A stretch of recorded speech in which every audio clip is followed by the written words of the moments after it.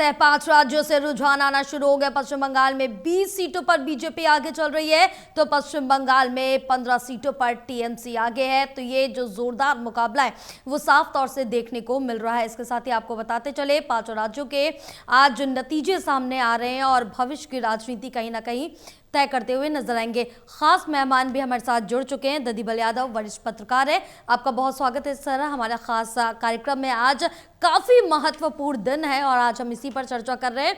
और जिस तरह से देखें कि आज के नतीजे सिर्फ सरकार नहीं बनाते बल्कि भविष्य की राजनीति तय करने वाले हैं।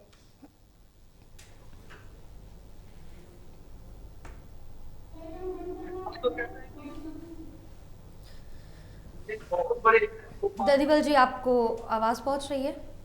हाँ ठीक है। हाँ बिल्कुल, क्योंकि आज के नतीजों का अगर जिक्र करें तो सरकार बनाने के साथ साथ ही भविष्य की राजनीति तय करने वाले नतीजे होंगे इन 5 राज्यों के।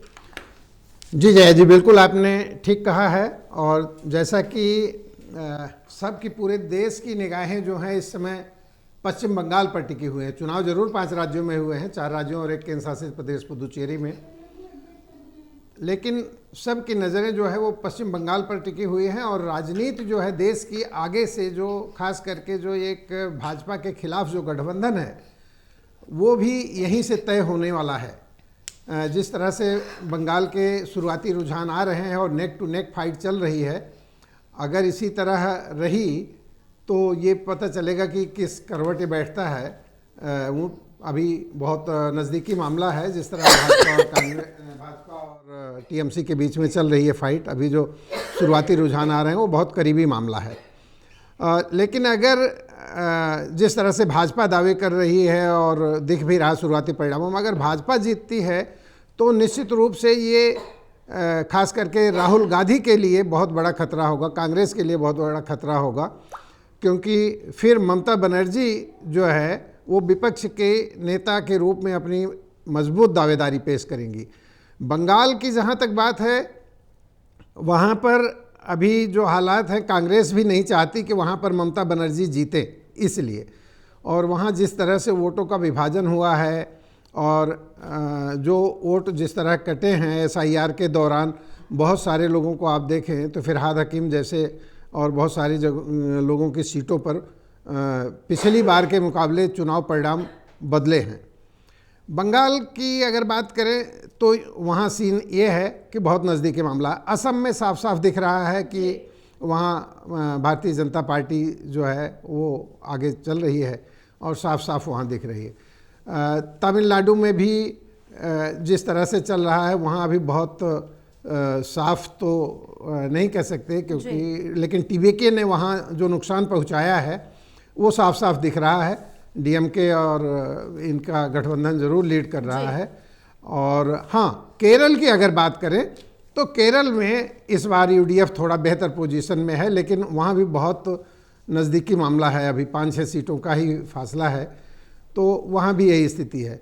जहाँ तक पुडुचेरी की बात करें तो पुडुचेरी में भाजपा के रंगास्वामी की जो टीम है वो फिर से रिपीट होती दिख रही है, लेकिन केरल में जो लग रहा था कि एक तरफा कुछ जाएगा बेहतर, वो वहाँ नहीं दिख रहा है।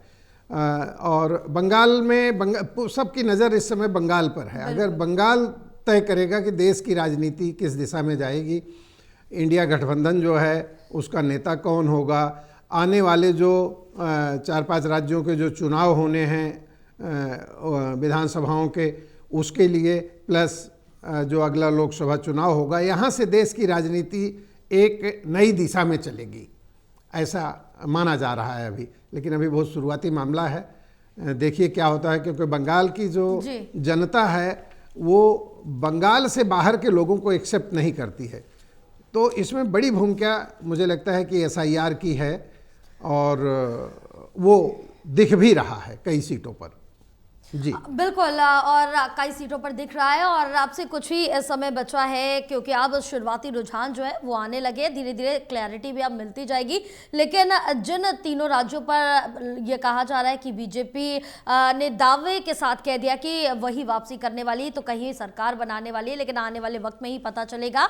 अभी शुरुआती रुझान इसलिए कुछ नहीं कहा जा सकता। प्रदीप, अगर यहाँ पर कहा जाए पश्चिम बंगाल पर जिस तरह से हम जिक्र कर रहे हैं, सभी की निगाहें टिकी हुई है, वैसे इन पांचों राज्यों पर टिकी है, लेकिन महत्वपूर्ण पश्चिम बंगाल हो जाता है क्योंकि सीधी टक्कर जो है वो टीएमसी बीजेपी को दे रही है। देखिए बिल्कुल, और जिस तरीके से बंगाल के चुनावी मुकाबले को लड़ा गया, एसआईआर की बहस को या फिर इसको लेकर आरोप प्रत्यारोपों, बंगाल में एक बड़ा मुकाबला बनकर उभरा। खासतौर से चुनाव से पहले ही चुनावी घमासान, ये जो राजनीतिक लड़ाई छिड़ी थी, और इसका असर हमने जब संसद का सत्र चल रहा था इस दौरान भी देखने को मिला। लेकिन एक दिलचस्प पहलू ये भी रहा कि इस बीच महिला आरक्षण विधेयक और परिसीमन विधेयक को लेकर जो विपक्ष की एकता बनकर उभरी, और खास तौर से जो टीएमसी ने भी वोट अगेंस्ट किया। पहले चर्चाएं थी कि सिर्फ बॉयकॉट करेंगे और कहीं ना कहीं राह आसान कर देंगे, लेकिन विपक्ष एकजुट नजर आया और इससे एक नए समीकरण केंद्र की राजनीति में ये बहस शुरू हो गई थी। और विशेष तौर पर धन्यवाद दिया गया सोनिया गांधी की ओर से, राहुल गांधी की ओर से ममता बनर्जी को, कि उन्होंने जो संसद में यहाँ पर विपक्ष का साथ दिया। क्योंकि ममता बनर्जी अलग राजनीति के लिए जानी जाती है, लेकिन परिसीमन कहीं ना कहीं तमाम राज्यों को प्रभावित करता, और ये कहा गया कि एक 2029 की पटकथा लिखी जा रही है, लिहाजा विपक्ष की एकता बनकर उभरी। लेकिन बंगाल का चुनाव जिस तरीके से अब हम देख रहे हैं, रुझान आ रहे हैं और जो एक बड़ी फाइट की ओर बढ़ रहा है, यानी नतीजों में बंगाल का जो रिजल्ट का दिन है, ये निश्चित तौर पर एक नई पटकथा लिख सकता है। या अगर आप देखें तो बीजेपी अगर यहाँ पर सरकार बनाती है, ये केंद्र की राजनीति पर असर डालेगा, और सीधे तौर पर ममता बनर्जी अगर ये मुकाबला हार जाती हैं तो एक निश्चित तौर पर टीएमसी को लेकर बड़ी बहस रहेगी। और बंगाल में अगर बीजेपी की एंट्री यानी सरकार वो बनाते हैं, तब निश्चित तौर पर एक बड़ी बहस छिड़ेगी, केंद्र की राजनीति पर इसका सीधा असर रहेगा, और कहीं ना कहीं ये एक बड़ी बहस छिड़ेगा। दूसरी तरफ अगर ममता बनर्जी यहाँ पर जीतती है, चुनाव सरकार बरकरार रखती है, तो विपक्ष की एक बड़े नेता के तौर पर वो उभरेंगी, इसमें कोई शक नहीं है। और कहीं ना कहीं वो चुनौती पेश करेंगी, क्योंकि केवल इंडिया ब्लॉक के अगर गठबंधन की बात करें तो ममता बनर्जी चुनौती देती नजर आती हैं, और वो गाहे बगाहे कई बयान उनके रहे हैं जिसमें उन्होंने राहुल गांधी पर सवाल उठाए हैं, और ये चुनौती नहीं दे पाएंगे पीएम मोदी को, ये भी सवाल उठे हैं टीएमसी खेमे की ओर से। तो विपक्ष की जो एकता है उसकी कड़ी बनकर उभरी है ममता बनर्जी। वो आम आदमी पार्टी को साथ लेकर चलती हैं, जो कि सबसे बड़ी विरोधी है कांग्रेस पार्टी की, और कई राज्यों में कांग्रेस का खेल बिगाड़ चुकी है। तो ऐसे में नए समीकरण, ये चुनावी मुकाबला जो आज का रिजल्ट का दिन है वो बनाता हुआ नजर आएगा, और इसलिए इस लिहाज से महत्वपूर्ण, क्योंकि इस चुनाव परिणाम का असर केंद्र की राजनीति पर पड़ेगा, इंडिया ब्लॉक की गठबंधन की राजनीति पर पड़ेगा, और इसीलिए इस पर नजरें लगी हैं।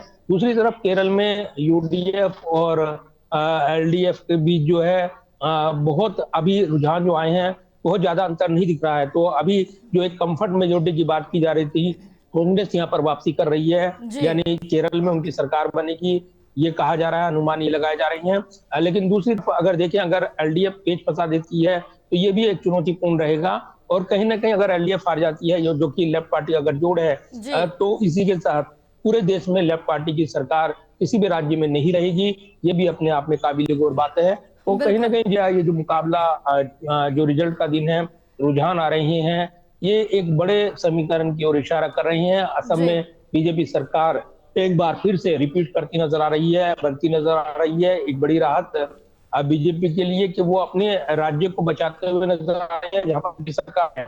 तो बंगाल को हासिल करने की जद्दोजहद वो रुझानों में देखने को मिल रही है। तो फायदे में तो निश्चित तौर पर बीजेपी रहेगी, ऐसा इस रिजल्ट में दिखाई देता है। पुडुचेरी जो केंद्र शासित प्रदेश है, वहां पर वो अपनी सरकार बरकरार रखेंगे, ये समीकरण अब तक निकल कर आ रही हैं। तमिलनाडु की बात करें तो त्रिकोणीय समीकरण बनाते हुए जो एक्टर विजय की पार्टी टीवी के वो नजर आ रही है, और ये खेल बिगाड़ सकती है। यहाँ पर जो स्टालिन और कांग्रेस का गठजोड़ है, अगर वो सत्ता से बाहर हो जाते हैं तो निश्चित तौर पर एक गठबंधन की सरकार से कांग्रेस बाहर हो जाएगी अगर वो हार जाते हैं, या एआईडीएमके और जी। जो बीजेपी का गठजोड़ है इस त्रिकोणीय मुकाबले में अगर वो बाजी मार जाता है, तो निश्चित तौर पर दक्षिण भारत की राजनीति में भी एक बड़ा, आप कह सकते हैं, बीजेपी की एंट्री हो जाएगी एआईडीएमके के बिल्कुल साथ। उसका बिल्कुल, क्योंकि गठजोड़ है, कहीं ना अगर ये कहीं त्रिकोणीय जी मुकाबले में तेज फंसता है तब निश्चित तौर पर तमिलनाडु की राजनीति में भी एक बड़ा उलटफेर देखने को मिल सकता है। हाँ बिल्कुल, जी। अगर यहाँ पर बीजेपी बढ़त बनाती तो एक बड़ा उलटफेर के तौर पर देखा जाएगा, क्योंकि दक्षिण में बीजेपी का वर्चस्व बढ़ना कहीं ना कहीं अपने आप में काफी